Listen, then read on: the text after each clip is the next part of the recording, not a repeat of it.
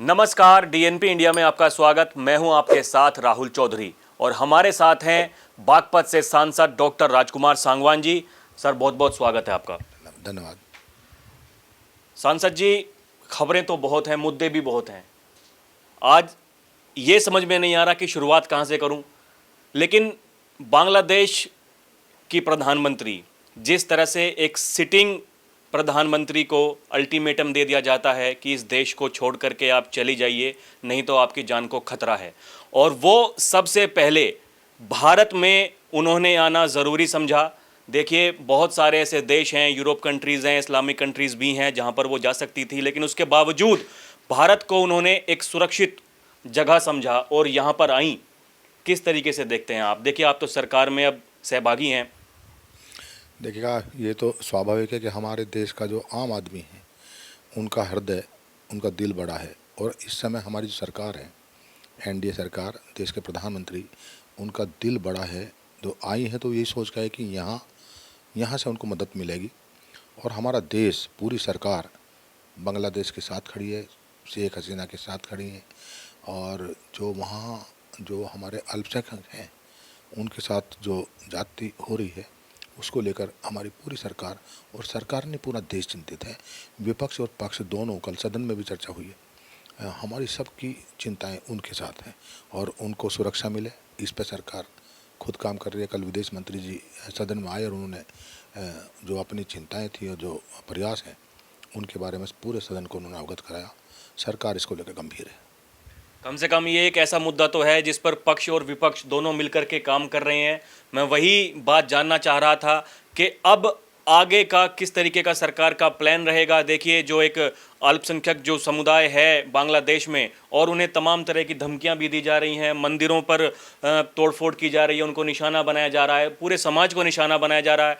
किस तरीके से आप, अगर हमारे दर्शकों को बताएं कि सरकार उनकी सुरक्षा के लिए क्या प्लानिंग कर रही है?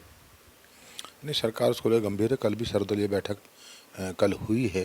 प्रधानमंत्री जी उसको लेके चिंतित हैं और विदेश मंत्री जी का पूरी सरकार उस पर अपनी पूरी रणनीति बना रही है कि वहाँ फंसे जो अल्पसंख्यक हैं, जो वहाँ पे इस समय का जो वातावरण है, माहौल है, क्योंकि सरकार नहीं, यहाँ पे तख्ता पलट हुआ है। वहाँ की प्रधानमंत्री जी को वहाँ से देश छोड़कर आना पड़ा और हमारे जो देश में उनको शरण भी लिया, हालांकि उसके बाद वो चली गई हैं। तो सरकार इसको लेकर गंभीर है कि जो सब लोग हम वहाँ पर हैं वो सुरक्षित रहें, वहाँ का वातावरण फिर ठीक हो, क्योंकि हमारा पड़ोसी मुल्क भी है।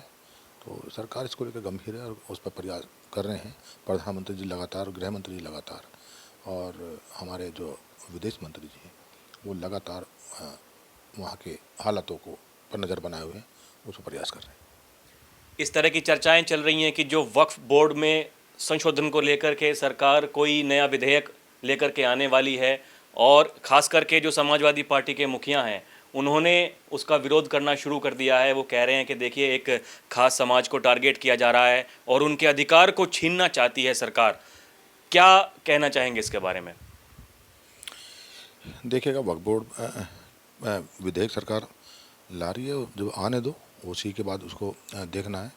लेकिन मेरा मानना ये है कि पहले तो आत्मचिंतन, वक्फ बोर्ड के जो अधिकारों की बात है, पहले तो आत्मचिंतन वो भी करें कि उनके रहते उन संपत्तियों के में क्या हो रहा है, किस तरह वो खुर्द-बुर्द की जा रही है, किस तरह उसमें लूट मची है, किस तरह जो संपत्तियां हैं उसकी किस तरह का वहाँ वातावरण है, कौन लोग हैं, क्या कर रहे हैं। तो सरकार विधेयक लाएगी, ठीक है, उसमें क्या दिक्कत, क्या है, परेशानी उसमें क्या, परेशानी होनी भी नहीं चाहिए उसमें। लेकिन उनके हितों का कहीं नुकसान थोड़ी हो रहा है, कहीं नहीं हो रहा उसमें, तो आने दो। और जो आज वक्फ बोर्ड है वही क्या कर रहा है, वो कौन सा उसके फ़ायदे कर, आप देख लो। जब वक्फ बोर्ड जब है उसके, जब आप कहीं भी चले, जो संपत्तियाँ उनकी वो सब खुद खुर्द-बुर्द कर रहे हैं, सब उसका आमदनी का जरिया बना लिया उन्होंने, निजी लोगों ने जो उससे जुड़े लोग हैं। कहीं ना कहीं ये वोट बैंक की भी राजनीति हो रही है क्या? देखिए, अयोध्या वाले कांड में भी उनका जो आरोपी हैं वो समाजवादी पार्टी के पदाधिकारी बताए जाते हैं, और उनका पक्ष लेने की कोशिश की गई समाजवादी पार्टी के मुखिया के द्वारा। और अब इस तरीके की बातें, चुनाव में हमने देखा भी कि किस तरीके से ध्रुवीकरण की राजनीति की गई। तो अब उपचुनाव होने हैं, क्या इसी को लेकर के पूरी राजनीति की जा रही है? देखिए, हमारे यहाँ हालांकि विपक्ष का काम तो जब सरकारों का गठन हो जाता है उसके बाद में विपक्ष का काम तो आलोचना करना रहता है, और आलोचना के सिवा वो दूसरा काम नहीं करते हैं। चाहे सरकार काम सही कर रही है, कितनी सही कर रही है, कितने प्रयास कर रही है, लेकिन विपक्ष को तो आलोचना करनी है। वो सिर्फ आलोचना के ही रास्ते ढूंढते हैं। वो अच्छे कामों में आलोचना करनी है उनको। लेकिन ये बात सही है कि चुनाव, उपचुनाव भी आ रहा है, और जब इस तरह के कोई आते हैं तो उन जातियों को या उनको वोटरों को अपनी तरफ जोड़े रखने के लिए हमेशा विपक्ष जो है मुद्दों को उछालने का काम करता है। वही हो रहा है। सांसद जी, मैं तो देख रहा हूं कि आप लगातार प्रयास कर रहे हैं अपने क्षेत्र के विकास के लिए। जो एमएसएमई विभाग के जो मंत्री हैं आप उनसे मिल रहे हैं, वाणिज्य विभाग के मंत्री हैं उनसे मिल रहे हैं कि किस तरीके से जो आपका बागपत सांसद क्षेत्र है उसके विकास के लिए संपूर्ण कार्य किए जाएं। कई बार आप सूबे के मुखिया योगी आदित्यनाथ जी से मिल चुके हैं, लेकिन अभी भी कुछ मुद्दे ऐसे हैं, जैसे चाहे वो गन्ना जो मिल हैं उनके बकाए भुगतान के लिए हों, तो लोग ये सोच रहे हैं, क्योंकि उन तक वो बातें नहीं पहुंच पा रही हैं जो प्रयास आप कर रहे हैं, क्षेत्र के जो विधायक कर रहे हैं। मैं तो लगातार देखता रहता हूं, लेकिन जो आम जनता है उन तक क्या संदेश पहुंचाना चाहेंगे आप? देखिएगा, बात उन तक तो तभी पहुंचेगी, जनता ये चाहती है कि जब धरातल पे चीज़ें हो जाएं तो तब उनको लगता है कि हाँ प्रयास हो रहे हैं। लेकिन अभी तो प्रयास हैं और हम कोशिश लगातार कर रहे हैं। जो हमारे दिखती हैं बहुत जो गंभीर समस्याएं किसान की हैं, गन्ने के भुगतान की हैं, आदरणीय मुख्यमंत्री से हम मिले हैं। और अभी सर हमारी जो मंडल की बैठक थी उसमें सारे विधायक भी थे, हम लोग भी वहाँ पर गए थे। हमने गन्ने का भुगतान के बारे में हमने कहा, किसान के पास में एक यही फसल है जिससे वो अपने आर्थिक रूप से अपने परिवारों को चलाता है, और उसी का पैसा मिलों के पास है। और मिलें, ये बात सही है कि प्रदेश में चीनी मिलों की व्यवस्था जो भुगतान की है, प्रदेश सरकार ने भुगतान की व्यवस्था बहुत हद तक बहुत अच्छी कराई है पिछली सरकारों की तुलना में। लेकिन जो कुछ चीनी मिलें ऐसी हैं, जितना सरकार ने कोशिश की है, प्रयास किए और भुगतान की व्यवस्था बेहतर की है, कुछ ही चीनी मिलों ने उस सारी व्यवस्था को धूमिल कर रखा है। अब मेरा तो खुद लोकसभा मेरा संसदीय क्षेत्र ऐसा है, वहाँ पे मलकपुर शुगर मिल है, उसी में हमारा बजाज ग्रुप की किनूनी शुगर मिल है, उसी में मेरा मोदनगर शुगर मिल है, और तीनों चीनी मिलों की गन्ना भुगतान की व्यवस्था जो बहुत ख़राब है। और किसानों में उसी बात को लेकर गुस्सा भी है। उनके सामने सारी समस्याएं हैं, आर्थिक रूप से सारे काम उनके रुके रहते हैं, वो कर्ज में डूबा रहता है, गन्ने का भुगतान समय पर नहीं मिल पा रहा। तो मुख्यमंत्री जी ने कहा है कि मैं इनकी व्यवस्था भी सुधारूंगा, वो इसको लेकर गंभीर है, कुछ चिंतित हैं। सरकार चाहती है कि गन्ने का भुगतान 14 दिन में किसान को गन्ने का भुगतान हो जाए, जो एक्ट में प्रावधान है। और मैंने ये भी कहा था, ठीक है 14 दिन में नहीं कर रहे हैं, हम कह रहे हैं 20 दिन में कर दें, महीने में कर दें, लेकिन महीने से ऊपर ना जाएं चीनी मिले, उसके दरमियान गन्ने का भुगतान किसानों का होना चाहिए।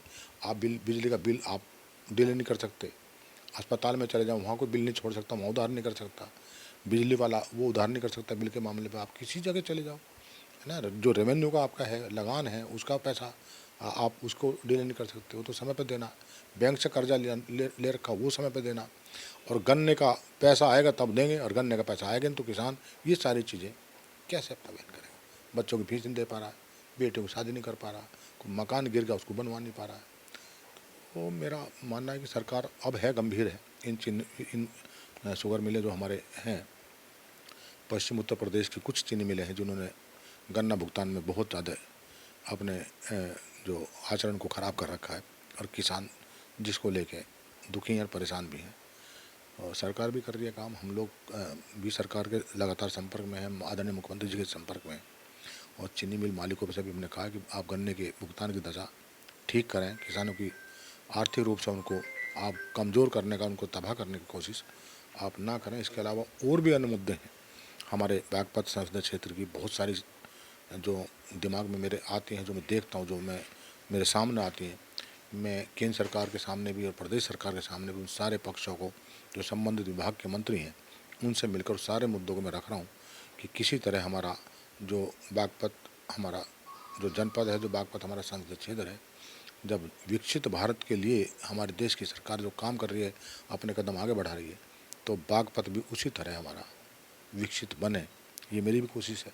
मैं सब मंत्रियों से मिलता हूँ, सब विभागों में जाता हूँ, सबसे मैं लगातार संपर्क में हूँ, और सारे पक्ष रखता हूँ जो आम आदमी से जुड़े हैं, और किस तरह हमारे जनपद का विकास हो, हमारे संसदीय क्षेत्र का विकास हो, उनकी परेशानियों का समाधान हो। मैं सारे मुद्दों को लेकर अब भी सदन में भी रखता हूँ बात, मंत्रियों से मिलता हूँ, विभागों में जाता हूँ, सारी कोशिश कर रहा हूँ। नतीजे आएंगे, समय लगता है, एकदम नहीं कि आज मिला और कल उसके नतीजे आ जाए। और जनता की बात सही है, जनता को जब काम हो जाएगा तब उनको लगेगा कि हुआ है। और जब तक मैं रख रहा हूँ और वो बात तो पहुँचेगी, आपके माध्यम से पहुँचेगी। मेरे प्रयास क्या है, मेरी कोशिश क्या है, उसके लिए तो बस मेरे पास और तो कोई माध्यम नहीं है आप लोगों के अलावा, वही सारा है।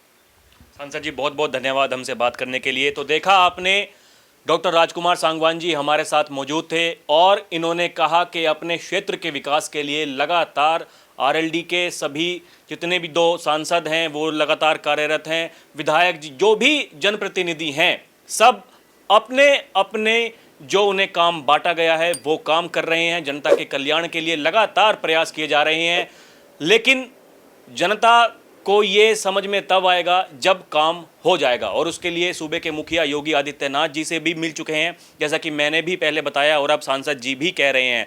बहरहाल देखना दिलचस्प होगा कि आखिर कब तक जो मेहनत है सांसद जी की वो रंग लाती है, और खासकर जो गन्ना भुगतान का जो मुद्दा है, जो मील इस दायरे में आते हैं जहां समस्या आ रही है, वो मील के जो मालिक हैं वो कब तक सुधरेंगे और कब तक जो है उन्हें सुधारा जाएगा। अभी के लिए इतना ही। आप देखते रहें डीएनपी इंडिया। कैमरा पर्सन प्रिया के साथ मैं राहुल चौधरी, नमस्कार।